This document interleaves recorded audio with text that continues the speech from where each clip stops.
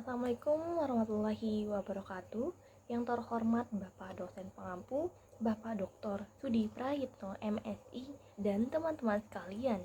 Kami dari kelompok 7 akan mempresentasikan hasil kerja kelompok kami yang berjudul Model Pembelajaran Kooperatif Tipe Tim Game Turnamen.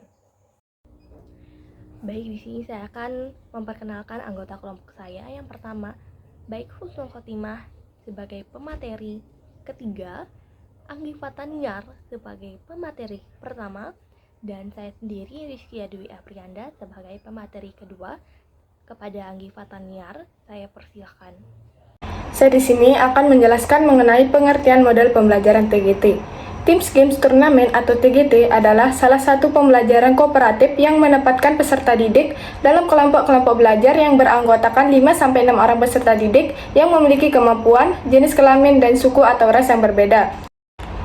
Menurut Slavin, 2015, mendefinisikan TGT merupakan turnamen akademik dan menggunakan kuis-kuis dan sistem skor kemajuan individu. Lalu menurut Soimen, 2014, menyatakan TGT adalah model pembelajaran kooperatif yang mudah diterapkan, melibatkan aktivitas seluruh siswa tanpa harus ada perbedaan status. Lalu menurut Rusman, 2014, mendefinisikan TGT adalah salah satu tipe pembelajaran kooperatif yang menempatkan siswa dalam kelompok-kelompok belajar yang beranggotakan 5-6 orang siswa yang memiliki kemampuan, jenis kelamin, dan suku atau ras yang berbeda. Materi selanjutnya yaitu mengenai tujuan model pembelajaran TGT. Tujuan model pembelajaran TGT yang paling utama adalah untuk memberikan konsep, pemahaman, kemampuan, dan pengetahuan yang dibutuhkan siswa agar mereka dapat memberikan kontribusi pada kelompoknya. Selain itu, dengan model pembelajaran TGT diharapkan dapat menjadi anggota masyarakat yang baik untuk kedepannya.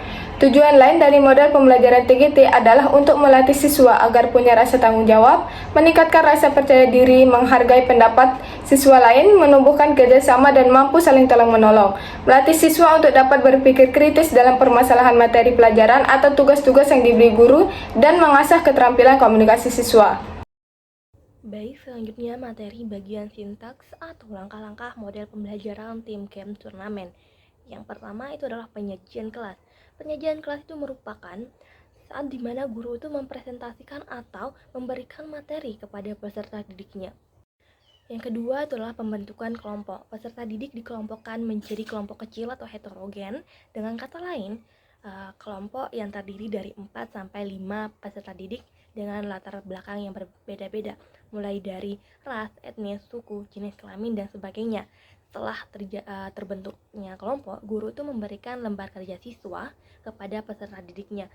Tujuan diberikan LKS tersebut itu untuk mengetahui tingkat pemahaman peserta didik terhadap materi yang telah dijelaskan sebelumnya. Pada tahapan ini, peserta didik diminta untuk saling bekerja sama dengan kelompok yang lainnya. Yang ketiga itu adalah games. Tujuan dari permainan ini adalah untuk mengetahui apakah semua anggota kelompok itu telah menguasai materi, di mana pertanyaan-pertanyaan tersebut itu berhubungan dengan materi yang telah didiskusikan di dalam kelompok. Nah, yang dilakukan dengan memberikan pertanyaan yang telah diberikan poin sebelumnya. Kelompok yang bisa mendapatkan atau mengumpulkan poin apabila itu menjawab pertanyaan dengan benar yang diberikan oleh guru. Jika kelompok yang tidak bisa menjawab itu dengan benar, akan diberikan sanksi. Contohnya itu adalah dengan pengurangan nilai poin. Yang keempat, turnamen. Turnamen biasa dilakukan di setiap akhir minggu atau di setiap akhir subbab. Untuk skema turnamen ini bisa dilakukan dengan cara yang misalnya kita ada 3 kelompok yang bisa kita sebut, itu ada kelompok A, kelompok B, dan kelompok C. Nah, setiap kelompok itu mempunyai anggota dengan urutan akademis yang berbeda, yaitu tinggi, sedang, dan rendah. Bisa kita lihat di PPT-nya.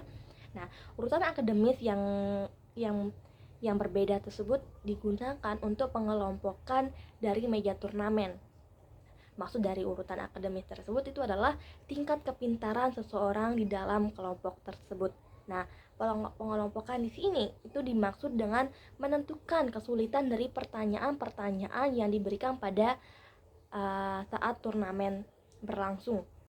Selanjutnya, yang kelima itu adalah team recognition, merupakan langkah-langkah terakhir dari model pembelajaran kooperatif tipe team game turnamen. Team recognition atau penghargaan kelompok itu diberikan pada kelompok yang poin terbanyak atau poin tertinggi setelah dilaksanakan turnamen. Penghargaan ini diberikan berupa piala, penghargaan, atau apresiasi lainnya. Materi selanjutnya yaitu mengenai kelebihan dan kekurangan model pembelajaran TGT atau Teams Games Tournament. Jadi Soimin itu menjelaskan ada beberapa kelebihan dan kekurangan dari model pembelajaran TGT. Dimulai dari kelebihan, yang pertama, model pembelajaran ini tidak hanya membuat siswa yang cerdas lebih menonjol dalam pembelajaran, tetapi siswa yang berkemampuan lebih rendah juga ikut aktif dan mempunyai peranan penting dalam kelompoknya. Kelebihan yang kedua, yaitu model pembelajaran ini akan menumbuhkan rasa kebersamaan dan saling menghargai antar sesama anggota kelompoknya. Yang ketiga, model pembelajaran ini membuat siswa lebih bersemangat dalam mengikuti pelajaran. Dan yang keempat, karena dalam pembelajaran ini guru menyajikan sebuah penghargaan pada siswa atau kelompok yang terbaik, maka model pembelajaran ini membuat siswa menjadi lebih senang dalam mengikuti pelajaran karena ada kegiatan permainan berupa turnamen. Kemudian kekurangan dari model pembelajaran ini, yang pertama itu membutuhkan waktu yang lama. Yang kedua, guru dituntut untuk pandai memilih materi pelajaran yang cocok untuk model pembelajaran ini. Dan yang ketiga, guru harus mempersiapkan model ini dengan baik sebelum diterapkan. Misalnya membuat soal untuk setiap meja turnamen, dan guru harus tahu urutan akademis siswa dari yang tertinggi hingga yang terendah.